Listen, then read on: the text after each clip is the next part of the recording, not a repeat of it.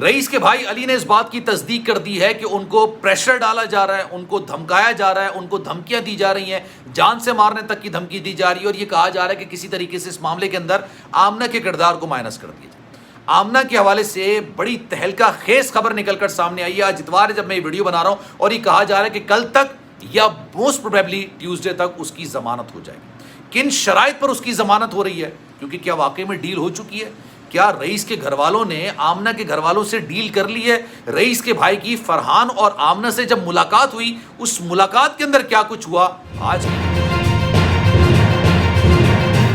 بسم اللہ الرحمن الرحیم۔ السلام علیکم، آپ سبھی کو خوش آمدید۔ میں ہوں سلمان مرزا اور آپ دیکھ رہے ہیں میرا یوٹیوب چینل اور Facebook page sum up with Salman Mirza. جناب بہت شکریہ یہ ویڈیو دیکھنے کے لیے آپ سبھی نے وقت نکالا ہے۔ ویڈیو کے آغاز میں تہہ دل سے آپ سبھی کا میں شکریہ ادا کرتا ہوں، لیکن میری دعا ہے کہ آپ جہاں ہوں خیر و عافیت سے ہوں، صحت مند ہوں اور تندرست ہوں۔ جناب گزشتہ روز باوثوق ذرائع سے اور وتھ کنفرمیشن، پوری کنفرمیشن کے ساتھ میں نے آپ کو ایک خبر دی تھی ڈیلیوری بوائے قتل کیس کے حوالے سے۔ رئیس کو جس طرح سے بے دردی کے ساتھ قتل کیا گیا، اس کے قتل کے مرکزی ملزمان آمنہ اور فرحان، ان کے گھر والوں نے باضابطہ طور پر رئیس کے گھر والوں سے رابطہ کرنے کی کوشش کی، اور ایک بہت بڑی اماؤنٹ، ایک ایسی اماؤنٹ جو ایک عام انسان زندگی میں کما نہیں سکتا، زندگی بھر وہ نہیں کما سکتا، وہ اماؤنٹ ان کو پیشکش کی گئی اور کہا گیا کہ بھائی اس سارے کیس کے اندر سے آمنہ کے کردار پر آپ خاموشی اختیار کریں، آپ فرحان کے بارے میں جو کرنا چاہتے ہیں کریں، لیکن آمنہ کے بارے میں آپ خاموشی اختیار کرتے ہیں۔ اور اس کی بڑی وجہ کیا ہے یہ بھی میں نے آپ کو بتائی تھی، آج میں آپ کو دوبارہ بتاؤں گا، لیکن آج رئیس کا جو بھائی ہے علی، اس نے اس بات کی کنفرمیشن کی۔ علی نے بتایا کہ جناب اس کی اور فرحان اور آمنہ کی ملاقات ہوئی، لیکن ملاقات اس طرح سے ہوئی کہ جیسے اینکر اور علی بیٹھا تھا، قریب قریب بیٹھے ہوتے ہیں، جیسے اگر کوئی رپورٹر ہے سوال کرنے کے لیے آتا ہے تو قریب بیٹھا ہوتا ہے، اتنے قریب فرحان اور علی بیٹھے ہوئے تھے، لیکن ان کے درمیان کسی قسم کی کوئی بات چیت نہیں، کوئی میسج پہنچانے کی کوشش کی گئی۔ اور یہ سارا معاملہ کیوں ہوا، کس لیے ہوا، یہ بھی میں آج آپ کو بتاتا ہوں۔ جناب ہو یہ رہا ہے، سب سے پہلے میں نے آپ کو خبر دی تھی کہ آمنہ جیسے ہی جیل گئی ہے اس کی طبیعت خراب ہو گئی، اس کی اچانک طبیعت خراب ہو گئی، 14 طبق روشن ہو گئے تھے بھائی، نہ جیل کا کھانا کھایا گیا، نہ باتھ روم استعمال کیا گیا، اور فرحان کی تو ڈیوٹی بھی لوگوں کی گن صاف کرنے پر لگایا گیا۔ جب بھی کوئی نیا بندہ جاتا ہے جیل کے اندر، جیل کی ڈیوٹیز ہوتی ہیں جو کہ قیدیوں کو ہی سر انجام دینی پڑتی ہیں، جس میں کھانا بنانا بھی ہے، صفائی کرنا بھی ہے، لیٹرین صاف کرنا بھی ہے۔ فرحان کی جو ذمہ داری ہے، یہ میں باوثوق ذرائع سے آپ کو بتا رہا ہوں، وہ لوگوں کی گن صاف کرنا ہے، اور ان کا جو باتھ روم ہوتا ہے جیل کا، وہ اس حد تک گندا ہوتا ہے، اس حد تک غلیظ ہوتا ہے کہ ایک عام انسان تو دور کی بات ہے، کوئی جانور تک وہاں پر جانا پسند نہیں کرے گا، اور اس کو صاف کرنے کے لیے فرحان کو لگا دیا گیا۔ آمنہ کے لیے مشکلات یہ ہیں کہ آمنہ سے جب اس کے بچوں کی ملاقات کروائی گئی جیل جانے کے بعد، تب سے اس نے اس چیز کو یا تو اپنے دل پر لے لیا ہے، وامٹنگ کا سامنا اس کو کرنا پڑ رہا ہے، بے تحاشا اس کی طبیعت خراب ہوئی، اس کو ہسپتال منتقل کیا گیا، اور یہ خبر میں نے سب سے پہلے آپ کو دی تھی۔ 3 دن تک وہ ہسپتال کے اندر رہی ہے، اس کو ڈرپس لگتی رہی، اور یہ ہسپتال اس کو پتہ ہے کیوں منتقل کیا گیا تھا؟ اس لیے نہیں کیا گیا تھا کہ جناب اس کی طبیعت بہت زیادہ خراب ہے، وہ اپنے بچوں سے ملاقات کرنا چاہتی تھی، بچوں سے ملنا چاہتی تھی، اور یہ خبر میں نے جب آپ کو دی تھی اس کے بعد کئی لوگوں نے کہا کہ نہیں جناب یہ سچ پر مبنی نہیں ہے۔ آج رئیس کے بھائی نے اس بات کی تصدیق کی کہ بھائی یہ جو ہاسپٹل جانے والی خبر تھی اس میں سچائی تھی، یہ 3 دن ہاسپٹل میں رہی ہے، ڈرپس اس کو لگتی رہی ہیں، لیکن ڈرپس لگنا اتنی بڑی بات نہیں ہوتی ہے، گلوکوز آپ کو لگا دیا جاتا ہے،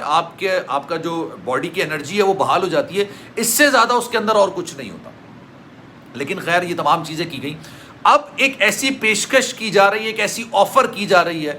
آفر ایکسیپٹ کرنے کے والے سے علی نے کہا کہ بھائی ہم تو اس چیز کو ایکسیپٹ نہیں کریں گے۔ یہ خبر بھی اپنی جگہ تصدیق ہوئی کہ بھائی آفر ان کو کی گئی، لیکن انہوں نے ایکسیپٹ کرنے سے انکار کر دیا، اور یہ کہا کہ بھائی ہمارا 23 سال کا لڑکا تھا،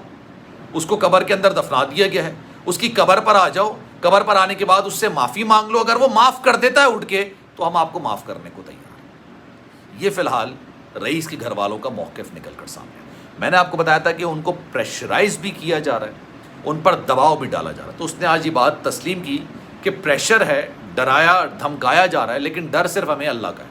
اس کے علاوہ کسی اور کا ہمیں ڈر نہیں ہے، ہمیں ڈرایا دھمکایا ساری چیزیں کی جا رہی ہیں، لیکن اس کے علاوہ ہمیں اللہ کے علاوہ کسی اور کا ڈر نہیں ہے، اور ہم اس سارے معاملے سے پیچھے نہیں ہٹیں گے۔ لیکن جو میں خبر اب آپ کو دینے جا رہا ہوں، یہ خبر آپ نے بڑی غور سے سننی ہے، تھوڑا سا ٹائم مجھے آپ کو چاہیے ہوگا، اس ویڈیو کو کمپلیٹ کرنے تک آپ کو بہت ساری چیزوں کا آئیڈیا ہو جائے گا کس کیس کے اندر۔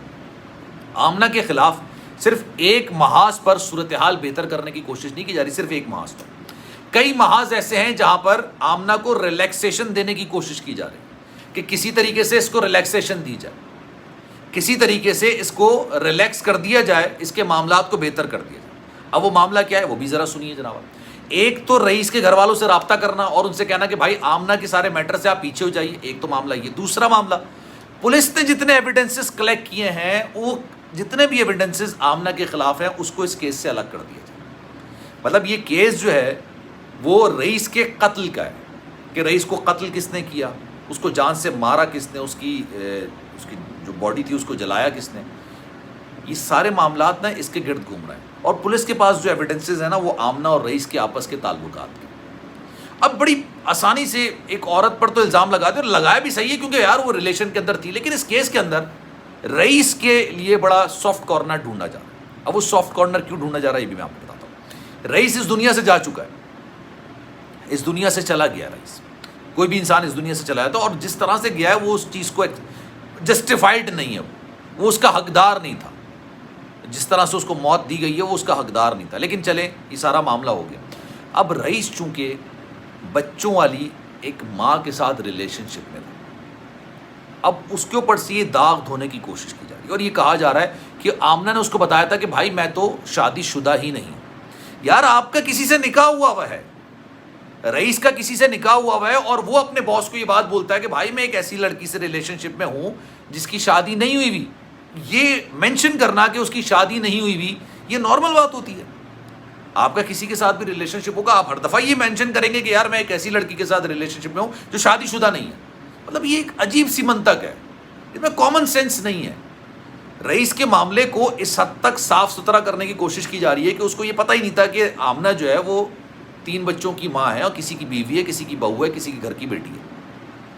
حالانکہ یہ بات سچ نہیں ہے،